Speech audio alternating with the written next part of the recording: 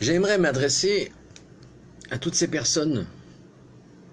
Je sais qu'une minorité de gens ne se sentent pas concernés par les situations désastreuses de personnes en situation de handicap, et ce sont justement à ces personnes que je m'adresse ce soir. Je voudrais que vous gardiez bien à l'esprit ceci. Si vous avez un problème électrique, tout en sachant qu'il existe un seul électricien sur l'île, feriez-vous appel à un plombier? Bon, maintenant, imaginons que vous êtes dans une voiture, c'est votre voiture, et vous êtes sur la route en direction de votre domicile. La radio est allumée et joue le dernier tube à la mode. Vous êtes bien, tranquille, quand tout à coup, venant de nulle part, un véhicule vous percute au niveau de votre portière. Vous perdez connaissance. Vous vous retrouvez cloué au lit à l'hôpital. Le médecin vous annonce que vous ne remarcherez jamais. À votre avis, est-ce que vous n'allez pas tout tenter pour remarcher?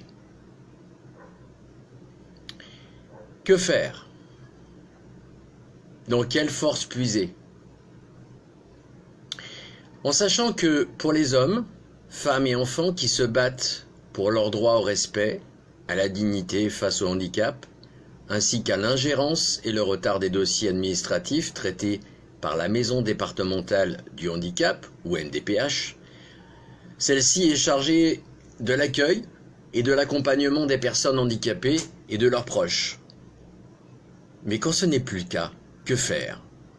Remplir de nombreuses lettres, téléphoner, protester, râler, contacter la présidence de la République? Vous vous souvenez, je vous évoquais plus tôt un accident de la vie, qu'il soit de voiture ou autre, et si vous étiez l'un de ceux-ci, ou l'un de vos proches qui soit touché dans ce cas-là, que feriez-vous? Je vous pose cette question, et je vous laisse y répondre.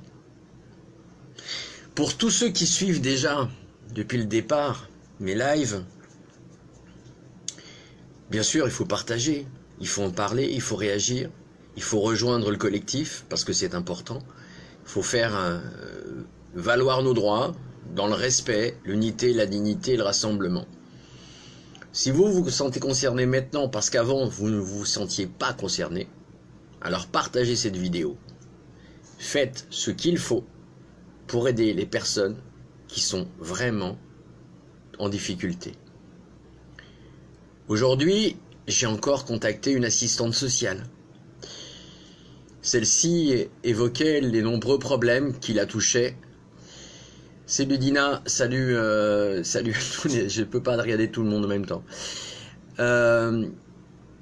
Ces problèmes qui, justement, étaient inhérents à la MDPH et leur incapacité pour aider les personnes en situation dangereuse, situation extrême. Donc là, si nous faisons vraiment ce qu'il faut, si ce collectif est monté, eh bien, nous allons faire bouger les choses. Comme j'ai expliqué ce matin, prochainement, on va avoir une salle. Dans cette salle, on va se réunir sur le moule ou ailleurs, mais je pense que ça sera plus sur le moule.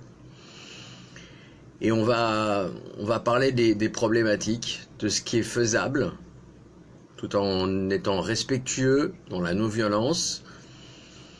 Et puis, on fera bouger les choses. S'il faut aller manifester devant la maison départementale du Gosier, on ira à Gosier. Pour Basse-Terre, forcément, les gens qui sont sur Basse-Terre se réuniront et iront là-bas. Et on essaiera de faire bouger les choses pour que déjà on puisse être entendu. Que tous les griefs qui ont été nommés lors de la pétition pour qu'une enquête soit faite par rapport à la gestion de la MDPH et donc Madame Jean soit fait et que ces dossiers avancent, parce que qu'on attende 2 ans pour une carte de stationnement en sachant qu'on est en fauteuil roulant et qu'il ne peut pas se garer ailleurs, pour une carte station pénible debout, en sachant qu'on ne tient pas debout, comme le dit le terme, vous voyez, c'est très problématique. Quand on attend pour une allocation adulte, handicapé, et qu'on ne peut pas travailler, c'est encore une autre problématique. Voilà, j'espère que je vous aurai touché au cœur et que vous allez nous suivre.